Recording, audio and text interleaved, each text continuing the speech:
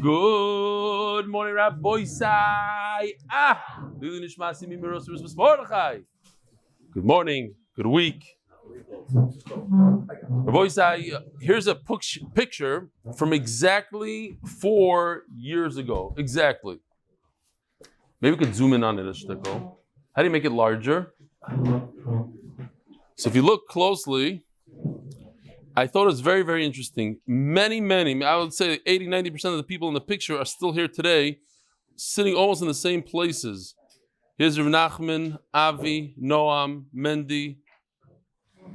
He's not with, this person with the sweater is no longer alive. That's Rabbi Yisachar Ram.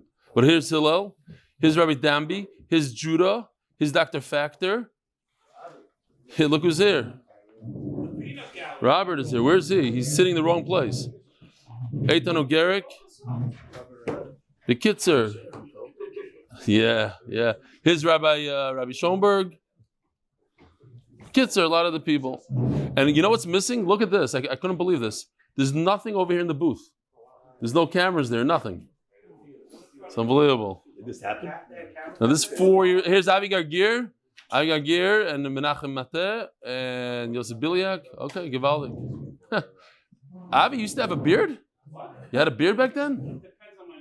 I asked if you had back then. Okay. Hi, Rebelli. During the last few days, we see the fresh motivation of the MDY status. Did I read this in the English? Kobed did. Dear Rebelli, in my experience, attempts to start anything on a daily basis have always failed.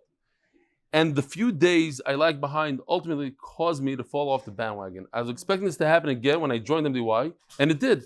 As much as I believe in the phrase, it's not about the Daf, it's about the Yomi, which is actually what got me interested in trying out your shiur, after initially thinking that you're just another Meshuggah out there with the new hack of Good Morning Rabbi Sayah. You remember? It still happened that I was falling behind with some shiur. At first, I was the Oiber Chacham and went back to where I left off, but that did not do anything but create deeper holes. However, in Tishrei, when the hectic Yom Tovim season affected my ability to keep up and I missed an entire month, I felt like I didn't want to attend MDY Shabbaton unless I could catch up beforehand. Additionally, and I don't want to begin Bubakama before I had caught up. I was supposed to spend a few nights catching up, but that obviously never happened as well. Lamaisa, I made the decision to take your Meshuggah advice and simply skipped ahead to where the Oilam was at. I attended Shabbaton and began Bubakama with everyone else, and gradually, whenever I had spare time, I would return and being mashlim the shiur after shiur until I eventually finished today, Mesechtes Kiddushin Mazel Tov. I am proud of myself for trying your Meshuggah method instead of the normal approach, which has not worked for me. He says it's Meshuggah, so it not worked for me in the past. I don't know, he said it a few times, but Lamai said it helped him. So maybe it's not Meshuggah anymore, I don't know. As a helpful hint, I keep track of shiurim that I still need to go back by deleting the WhatsApp message from the shiur after I catch up on it. In other words, the shiurim that he does, he deletes. Whatever's still in his WhatsApp, he has to do that. Once again, thank you so much. Thank you so much for transforming my life. Aaron Shulam Felberbaum, months in New York. So, I'm Meshuggah advice.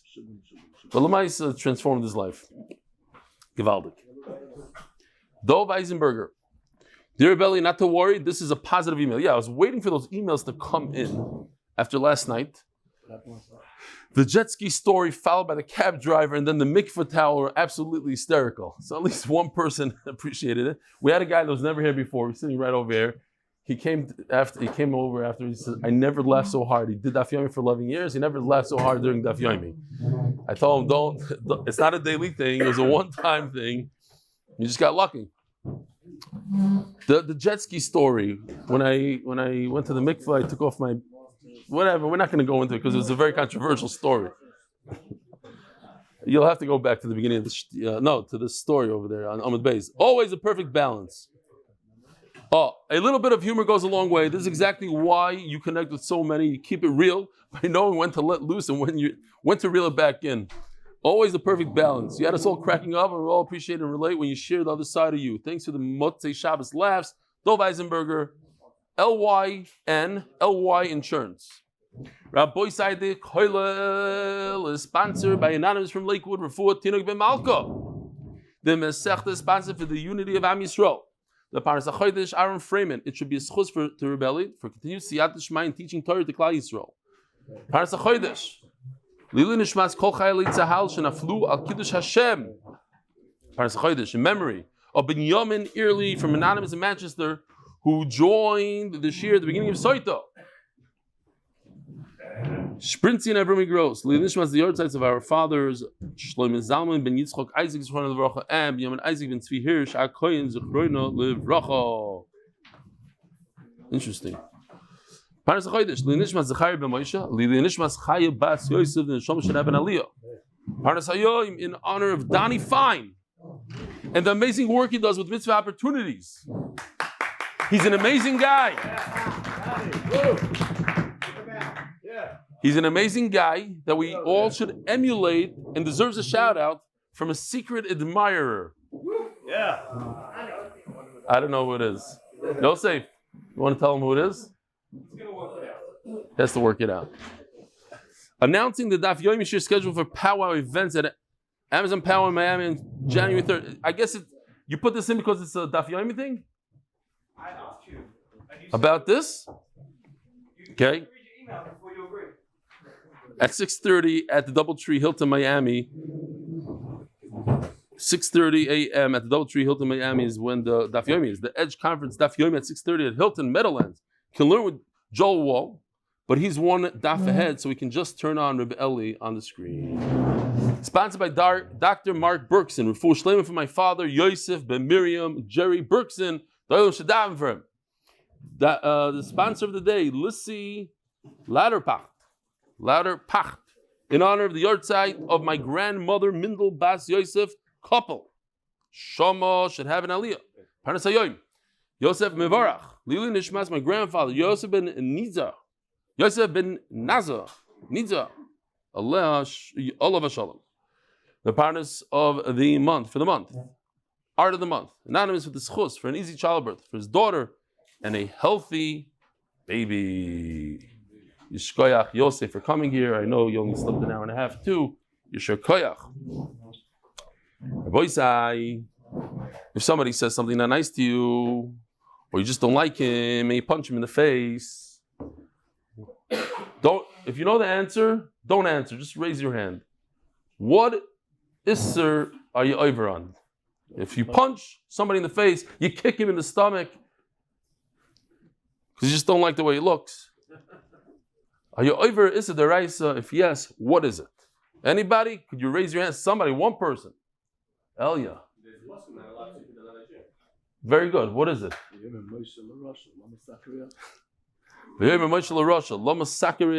What's it? Isser deraisa? You get malchus on that? You go to Bezdin, because Moshe said. There's a better passing than that. That's a very good pass. Oh, you're masking them? Yes. Okay, 3 people at least. Here's the passing Rabbi Yisai. Yosef, Pen Yosef. This is a Isser D'Oraisa. I know not a lot of people know this. It should be from the basics in Cheder. Because a lot of that goes on, right? In school, they should teach this. This is Isser D'Oraisa to hit someone.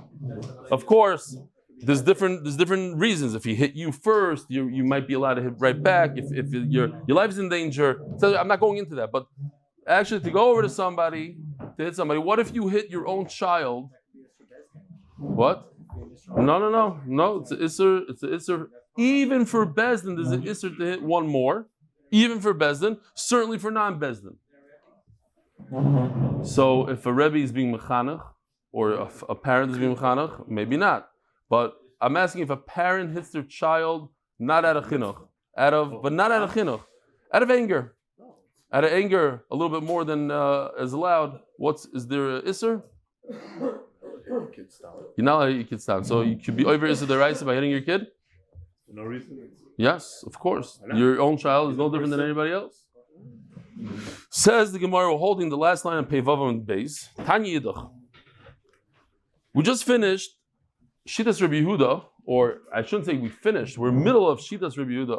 Rabbi Yehuda holds that a blind person is not obligated to go to Golos if he kills somebody by mistake, and you can't kill him even if you kill somebody deliberately. There's no capital punishment for a blind person. There's no Golos, there's no Misa, and there's no Malchus. You don't give him Malchus. So if he was told, do not hit somebody, and if you hit somebody, you're going to get Malchus, because it says Pen Toisif, and he goes ahead and he doesn't get Malchus. Tanya Yidach, And now we're going to see that Rabbi Yehuda, maybe throughout his life, at different periods, he added on to this until he came up with an amazing yisoid. And the final yisoid is that a blind person is not chayiv in any mitzvah. That's it, he's patur min ha-mitzvahs. But it was step by step, says Tosfos. He didn't realize this all in the beginning. First, he had step number 1, that a blind person is patur from galus. Tan Yidach, last line on Pei Vav Beis, Rabbi Yehuda Omer, Suma ein lo boishes. A blind person is not in the category of busha, of embarrassment.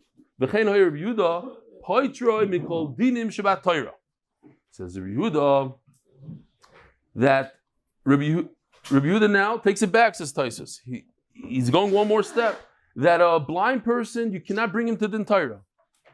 He stole from you, whatever. You can't bring him to Bezdin. That's it. He can't bring you. You don't bring him. My time there, Rabbi Yehuda Amakro v'shavtu ha'eda ben hamake uben goyel adam al mishpatim ha'ela. So it talks about a goyel adam.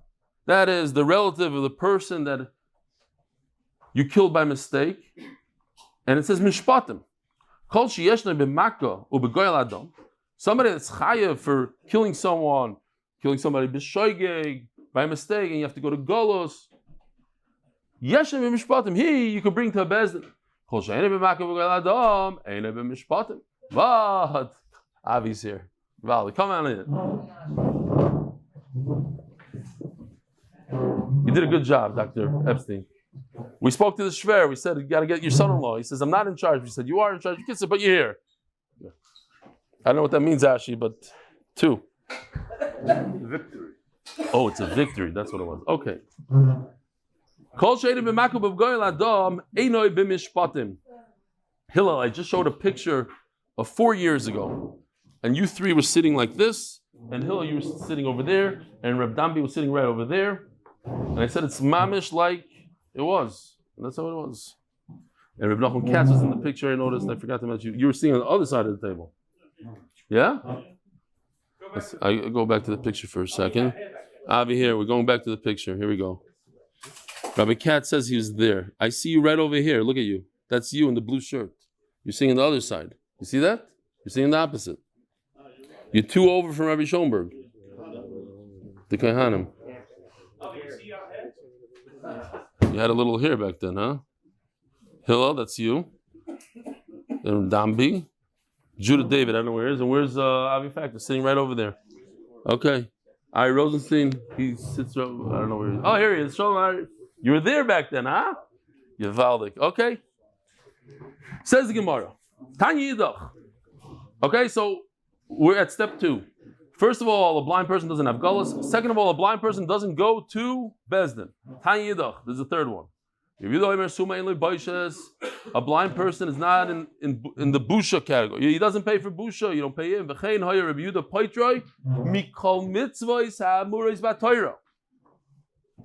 Rabbi Yehuda holds that a blind person is patur completely from mitzvahs. Now those who hold, the Rishonim hold, that he's still chayiv to act like a Jew. He's still a Yid. So there are bunnies chayiv in mitzvahs. What about eating chazer? Is a blind person allowed to eat chazer? I know what you're all going to say. Loisas says he has to, he can't. Loisas is 100%. It says, you sure? Loisas says he can't do it. Where does it say that? He says he's potter mikol mitzvahs amuris b'Torah, everything. To do. I hear. So there's actually machloikis in it. There's machloikis. It's more of machloikis achroinim, being daik and rishonim. Whether or not he's also potter from loisas. I don't know exactly. I mean, You don't okay. pass him like you know? How do you know? No. 100%. 100%. Anybody that tells me 100%, I know they're wrong. Because there is no such thing as 100% ever. 100% we don't There's pass no like such thing as 100%. Also paskins that a blind person has to keep it. No. Can't eat chazer. A blind person can't do that. 100%. 100%. So if you told me 95%, I would even 99, I would 100. There's no 100% in anything in this world besides the Kiddush Baruch Hu. My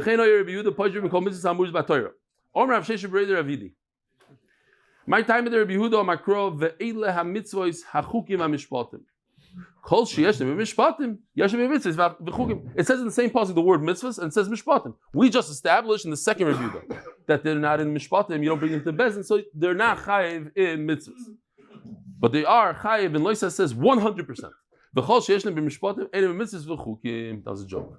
V'chol sheyeshtem b'mishpatim enim b'mitzvos v'chukim. Omer Rav Yosef. Mereish Havamina. Now we know Rav Yosef had a very difficult life. Rav Yosef was very sick at the end of his life. He lost all his Torah, and Abba used to remind him Torah. Rav Yosef himself was blind. The Goinim, and I forgot who it was, and the Goinim, it's already mentioned that Rav Yosef made himself blind because he was a Talmud of Rav. Rav and Rav Yosef and Rav Sheshes, they made themselves blind. We discussed a few times. They wanted to be like Rav, and Rav was very careful with his eyes, and Rav Yosef felt like he couldn't stand in the nesayin of his eyes, so he went into a dark place for 30 days, and then they showed him a bright light, and he became blind. So Rashi says he was blind. So now the question is like this: does a blind person who's mekayim the Torah, mekayim all the mitzvahs, does he get the same schar as someone else? Does he get a little less? Does he get a little more? So that's the famous sugya of mitzvah v'aisa. Does a woman, for instance, who's mekayim a mitzvah, she shakes lulav, does she get schar like a man or less than a man? So says the Rav Yosef, Mereish Havamina, Man Domar Halacha Ki Rabbi Yehuda Domar Suma Potter Min HaMitzvos. If we hold like Rabbi Yehuda that a blind person is potter from mitzvahs, Kavdina Yamitav Rabbanan, I would make a tremendous meal for the Talmid Chachamim. I would make a Sotah siyadta. I would make a big Sotah. My taima, the Lo Mabdina v'Kavdina mitzvahs. I'm not mechuyev to do mitzvahs, and I do it anyway. And Gadol, so now, no, he's not mitzvah. He's a blind person. Right now, hold on. Right now, in this part of the Gemara, he's blind. He's not a mitzvah, so he gets tremendous schar, and he wants to make a yanta for Rabbanan. But I have a problem. Even if you say like Rabbi Yehuda, that a blind person is potter from all the mitzvahs, but we have a Reb Chanina that ruins it. A person who's mechuyev to do mitzvahs, men who are mechuyev to do mitzvahs, they get greater schar than women that are potter. It's harder for them to do it. When you're told to do something, you do it, it's more difficult. Man d'Omar Li. I don't know, I was just thinking to myself, but if you tell one of your children to go out and go to the store and get you something, what are you happier with? The child that you told to do it and he went and did it, or the child on his own? He realizes you're missing milk and he goes to the store and runs and gets milk. Who are you? The second one?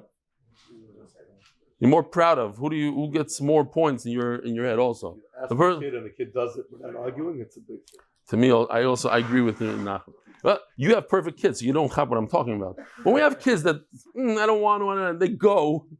The guy doesn't. No, you can hear both sides. To me, at least. So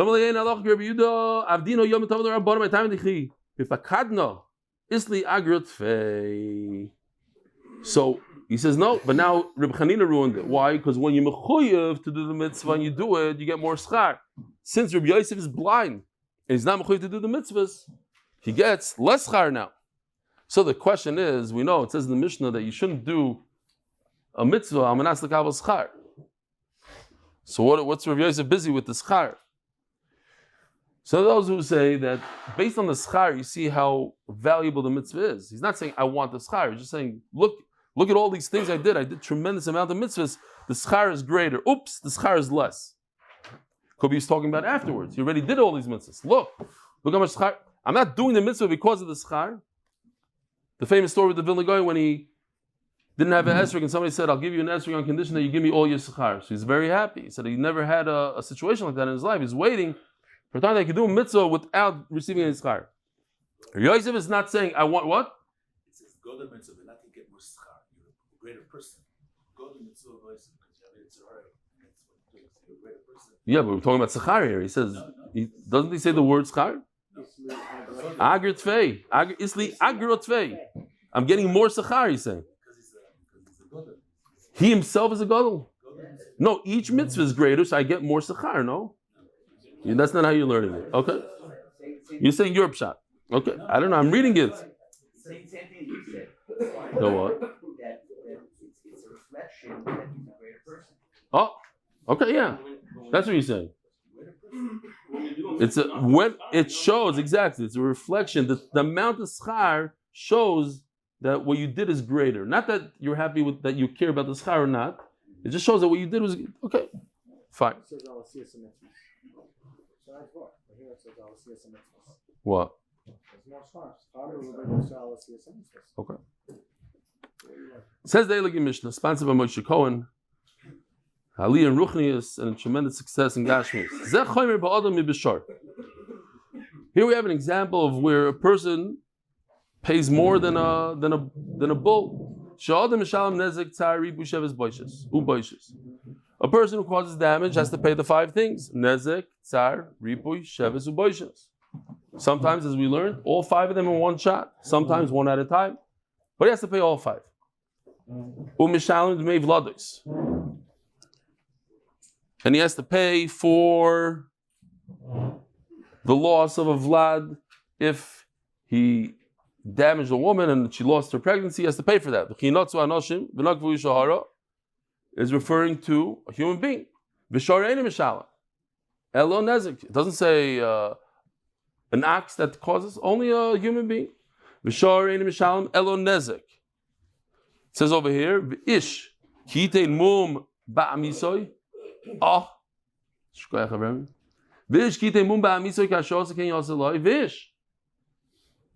so a person pays all 5 things. It's not an ish.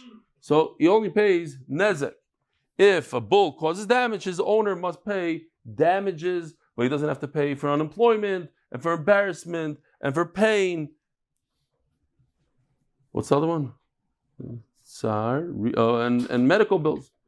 And a shar is pater from lost pregnancy. As we had yesterday, if somebody causes damage to a parent, but without blood, or he did cause blood loss, he cut his friend Ayim Kippur, stabbed a friend, and then he had blood loss, which is the Raisa. But there's no chiyuv misa. And since there's no chiyuv misa, you're chayav on the 5 things, chayav bekulim, all 5. Otherwise, because if it was where there's a chiyuv misa, as the mission is going to continue, chiyuv misa, kamlei b'derabimene, you get chiyuv misa, you don't pay the 5 things. If somebody causes a wound to a Jewish slave, a person who sold himself for 6 years, caused him a wound where there was blood, chayav b'kulon chutz min hasheves. So you chayav in all 4 things, but not the 5th one of unemployment. Bizman shushalai. When you are the master himself and you hit your slave, you want him to work better, you hit him, and you caused him a blood loss. So you wouldn't pay him unemployment, but you'd have to pay him for tsar, you'd have to get him a doctor, etc. And for damages. But unemployment, he's working for you full time, so you don't have to pay for the loss of wages. If you go ahead and you damage somebody else's non-Jewish slave, so now you have to pay all 5 things to the master. They're not in the parsha of Busha. We said they can't collect it, but they have it, and you could assess it and figure out what the value is, but they don't get it. Says the Mishnah, Cheresh, Shaita, V'katan. It's 3 people that we halachically they consider that they don't have das, giyas and ra. Stay away from them. You're always going to lose starting up with them. If they cause you damage, they don't pay. If you cause them damage, you do pay. Stay away. Giyas and ra, they're bad. Hachoyvel bohen chayav. If you cause damage to a cheresh sheidav katan, you are chayav. Veheim shechavlu b'acherim pturim. And when they cause damage to you, they're pater. So let's go through this very slowly. Hachoyvel bohem chayav. If you cause damage to a shaita, a deranged person, so what are you chayav? Let's think about it. What do you chayiv? You chayiv nezek. You chayiv tsar. You cause him pain. You chayiv ripui. You chayiv on the doctor. What about sheves? Wages. Chayiv or not chayiv? He doesn't have a job. He's the rate. He doesn't have a job. What about boishas? He doesn't have busha. So chayiv would mean nezek tsar ripui. Now, the difference between a shaita and a katan would be one thing: boishas.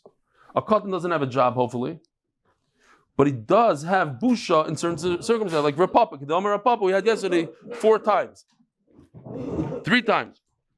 The mechalmulei umikala. We might have had it the 4th time afterwards.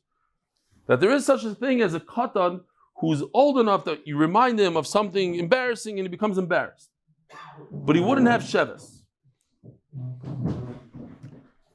I didn't see this myself, but somebody told me that in Beis Tefillah up the road, there's a sign over there that says that if you're bringing your child into the Beis Medrash, you're bringing him on condition that if he causes damage, you, the father, will pay, because halachically, you're potter. Yes.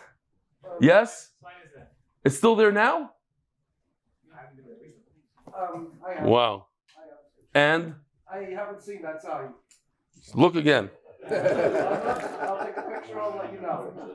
Thank you. A kid ripped it down. A kid ripped it down. Now, there is something important to know, and this goes for all of us, that if a katan causes damage, he's potter.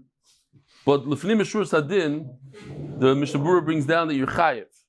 And there are those who say that once it becomes a gadol, you should make restitution if you remember and you're capable. Somebody like myself, I don't have the money for that, but regular people, it's just too overwhelming. I don't know what I did, what I didn't do.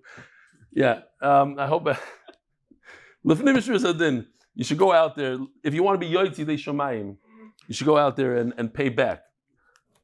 Havid va'isha. I'm just thinking about the one case with the guy in the shul. He's not alive anymore. Like I have to go to his kids. Pay them back. Pay them back. So the same exact thing, almost the same thing, but this is a different category. You have an adult woman, an adult slave. Stay away from them. Because if they cause damage to you,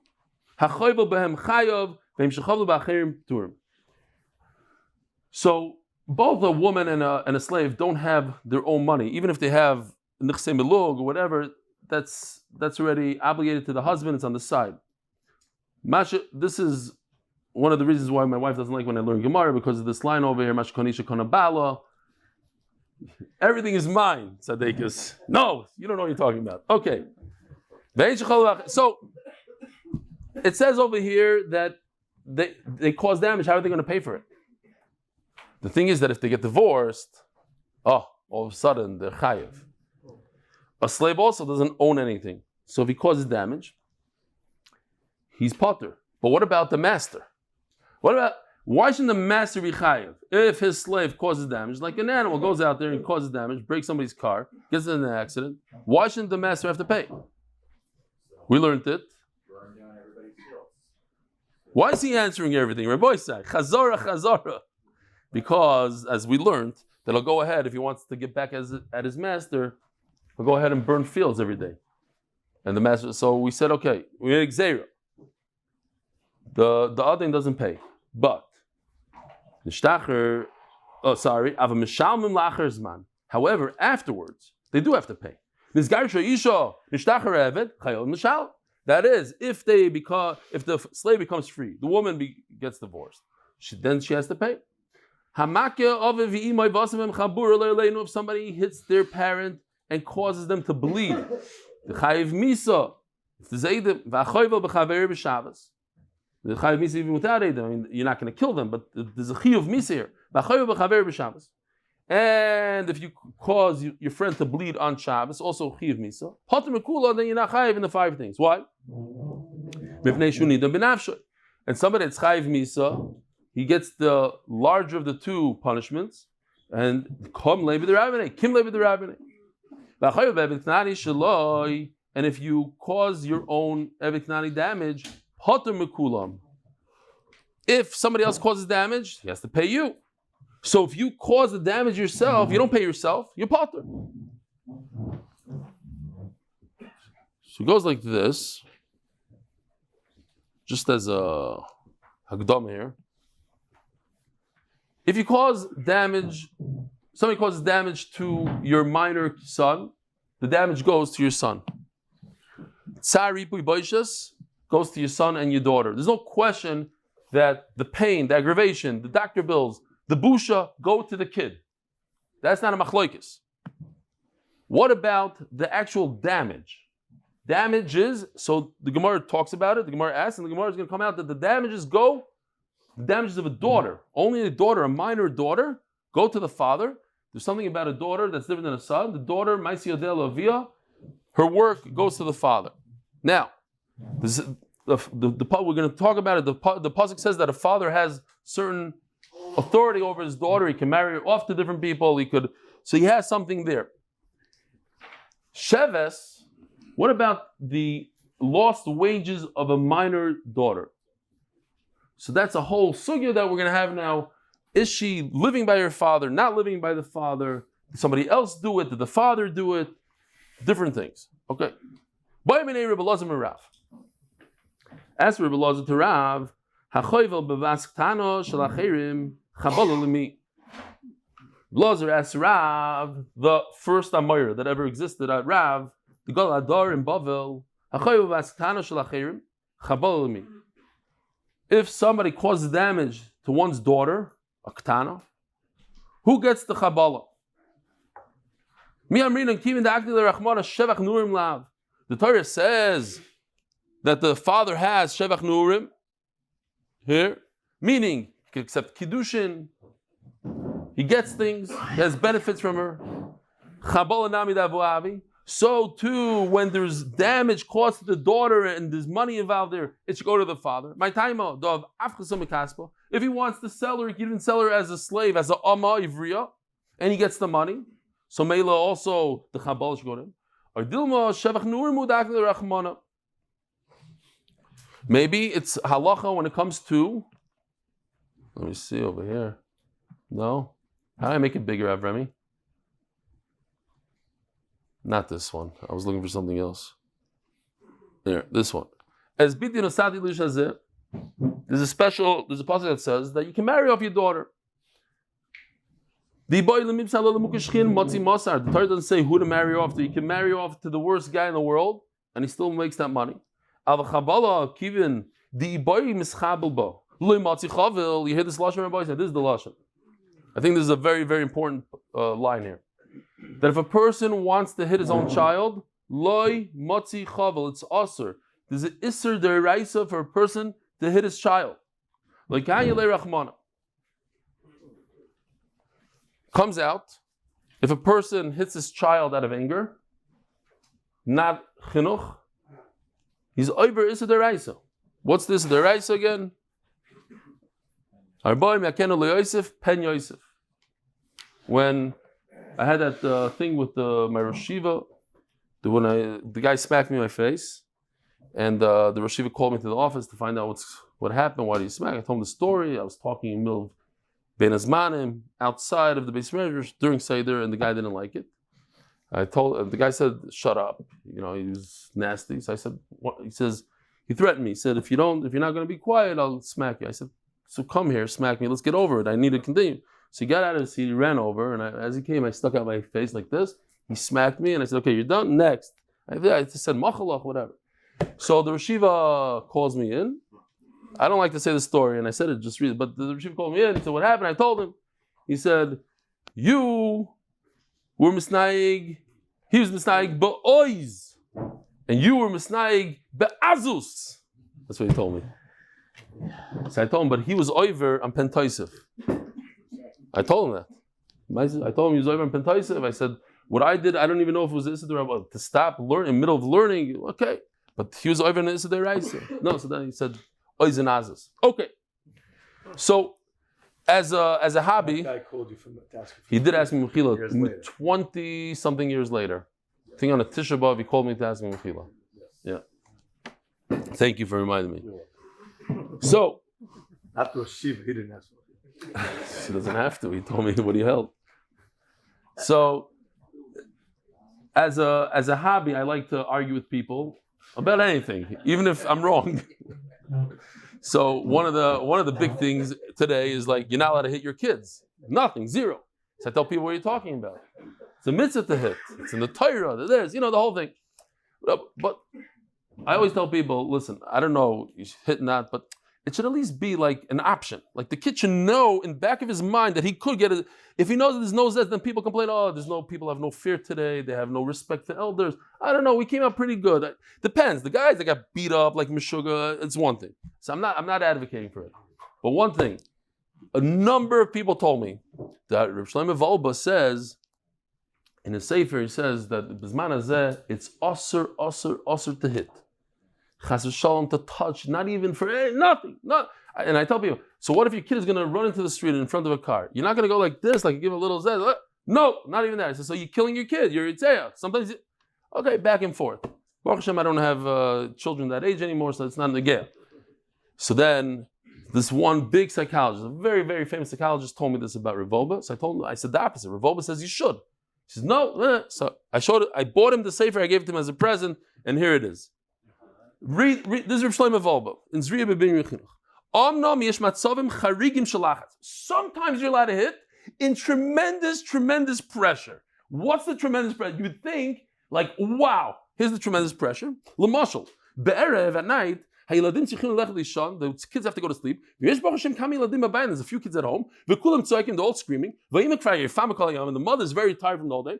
In such a crazy situation, not one, a few, and it's quiet. That's when it's mutter. But otherwise, Rabbi say chas v'shalom to hit. He writes this over here. So I'm not just as again. At the same time, I will say that if somebody hits his kid, if somebody hits their kid, I'm not going into the chinuch and nachin. If it's not, and if it's with the wrong intent, and your person is mad. He throws his son down to the floor and starts whacking him. Isser deraisa, 100. That's 100% isser deraisa. I'm not going into the details. Fine. Now you can write me as many emails as you want, and I'll read all of them tomorrow.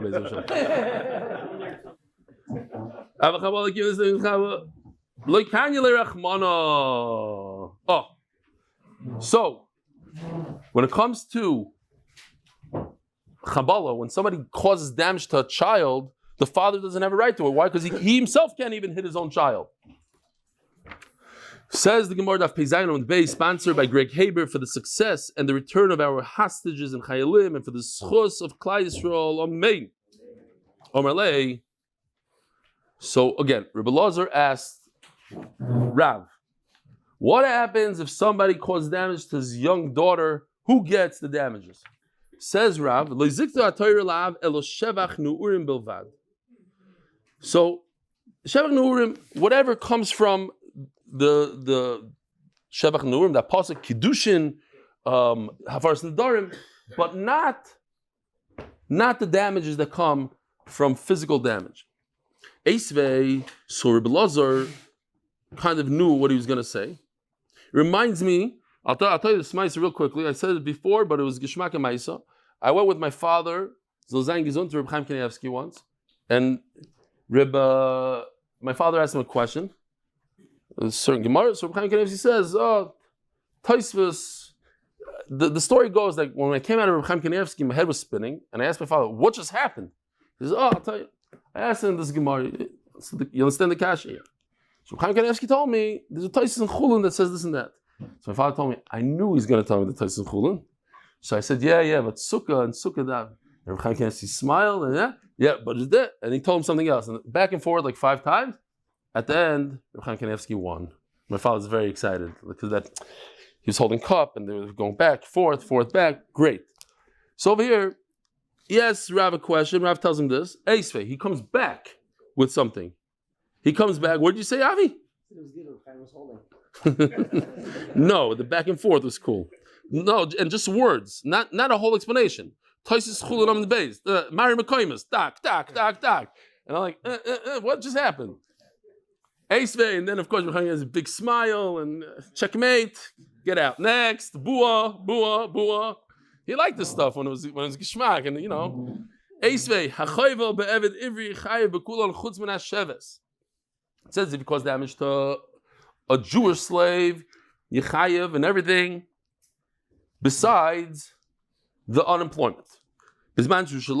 So if a master could get the lost wages of a slave, of a Jewish slave, so certainly a father should receive the lost wages of his daughter.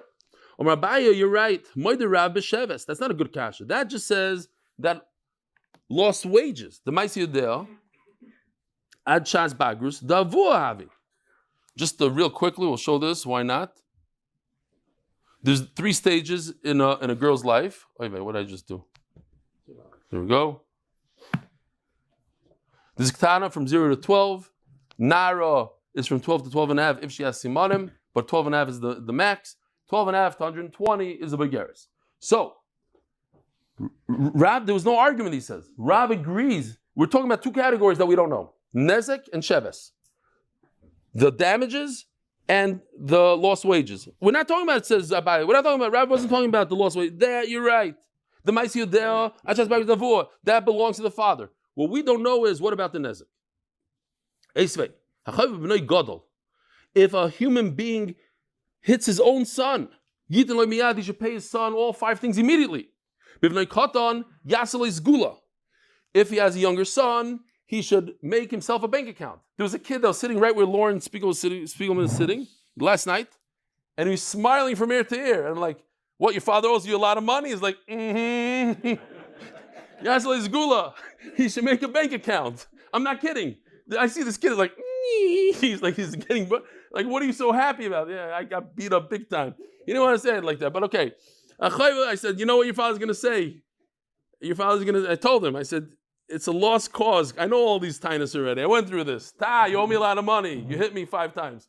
Yeah, so pay me for all the pizza, pay me rent, pay me this. And he's like, you should have seen a smile. Okay. He got nothing, 0.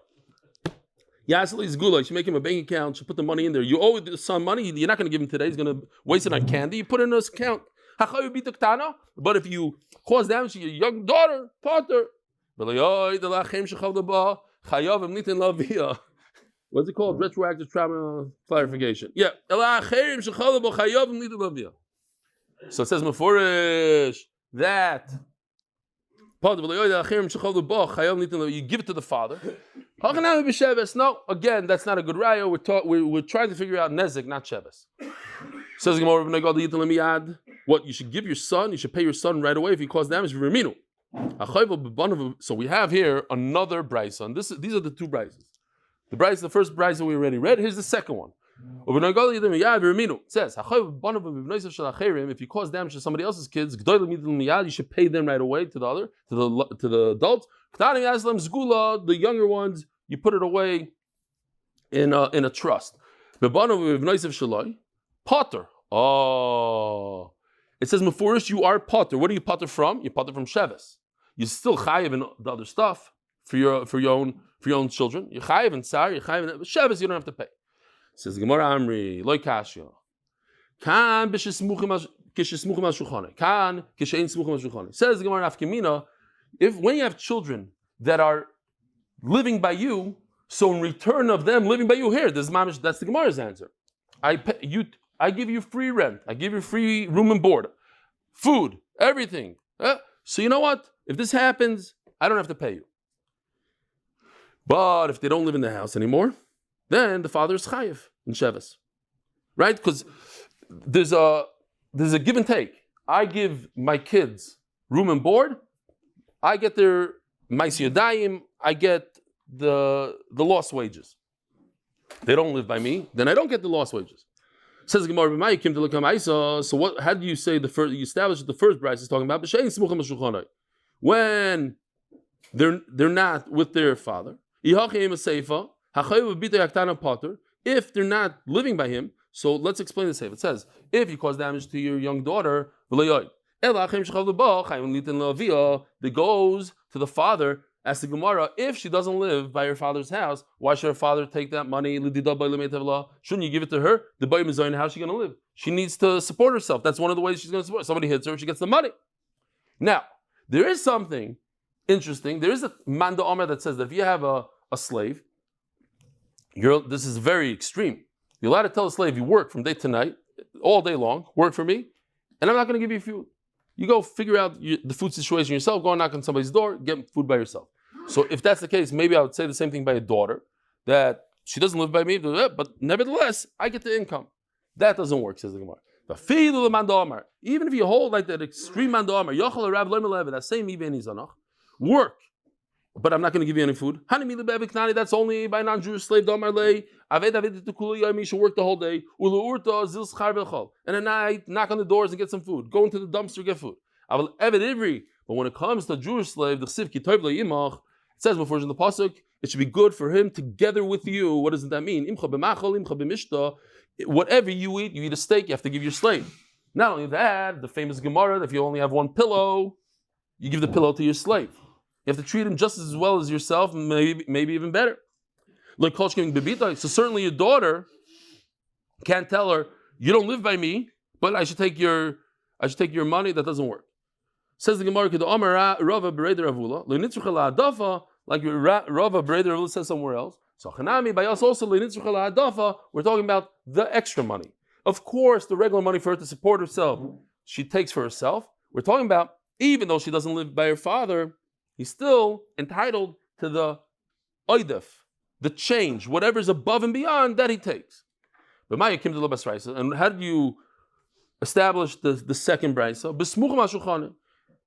They are, so it's a chart, and you could look over here if you want. It's colorful, it's nice. If we're talking, this is the father. So if the left row is very simple. If the kids live in his house, so it doesn't matter if they're older, younger, boy, girl, he doesn't have to pay them for anything. But if they don't live by him, so the older boys, girls, mishal miyad. If he's a minor, he has to open up a bank account. If it's a katana, that's what we're talking about, so he pays for mezainas, but he doesn't pay, he could take the extra. If it's somebody else, acher, so it's a little different. Smuchim, he has to pay, it depends. So, smuchim mishal miyad, if it's a katan, he has to open up an account for him, and a katana also open up an account. If they're not samach al-shuchim aviv, so somebody else causes damage, you have to pay for the adults immediately. You hear the adult, you have to pay immediately. Ben katan, open up an account. Bas katana pays for her, but the extra goes to the father. Okay. Now, I was just thinking to myself, in this, you look at this thing, right? Okay. I close it, blank. I ask a few questions. 10% of the oilam here knows what's going on, right? But I was thinking, we have guys in the kollel that took a test on 1,500 daf. That means they knew this chart. They had to know, because when they had, some of the questions they asked is a chart like this. Give us the whole chart. Next. On one random daf somewhere. We can't even do it to the daf we're learning, and we say, oh yeah, 1,500 daf, but it's not just 1,500 daf. It's really hard dirshu question. It's not like, what's the isser to hit your kid? No. I need to know the chart. I want to know, in this case, not smuchim, that's one of the questions, could be, on 1,500 daf. Stop. Thought to myself. And they know it, and they have ways to remember, and they make movies in their head, and different simanim. Ask them. Sorry, we did this already. So the second brisa is samach al shulchanai. They live by him. So if they're adults already, he should pay them. He should make them a bank account. Amai, ask the Gemara. If the father himself caused damage, he doesn't give the kid. So if somebody else caused damage, he should certainly pay who? The father. If the father causes damage, he doesn't have to pay. That means damage goes to the father. So if somebody else causes damage, it should go to the father. Amri. So now the Gemara comes up with something else. When there's a outside income, something happened, he got an injury, he won, let's say, the lottery, then the father doesn't take it. It's something outside. But when it's him himself, if he himself caused damage, he doesn't pay. Why? Because that's coming out of his own pocket. The father doesn't want to come out of pocket. If there's a special circumstance where the son is making money, good, let him take it. But for him to come out of pocket, that he's not masking. As Gemara Mitzia, what happens when a kid finds something in the street, a lottery? It just happened to come, and the father's magi says, "Give it to me, I want it." Amri, oh, you're right. So we have to fine tune this a little bit. There's two things going on here. First of all, it has to be some side income. But also, and he has no tsar. There has to be that the son had tsar and it comes from an outside source, then the son gets to keep it. Finding something in the street, the son didn't work for it, the father wants it. But when it comes to injury, this lutzar, the gufayu, the kid is suffering, and it's a side, somebody else is paying for it. The father says, you know what, you suffered, it's coming from another source, take the money. As Gemara V'Hasam, the first brisa, where we're talking about a ketana who somebody injured her, somebody else. This lutzar, the gufa, all of a sudden the father is makbid. Why? It has these two tanaim. First of all, it's coming ma'alma, it's from an outside source, and there's pain. It has the two conditions. They have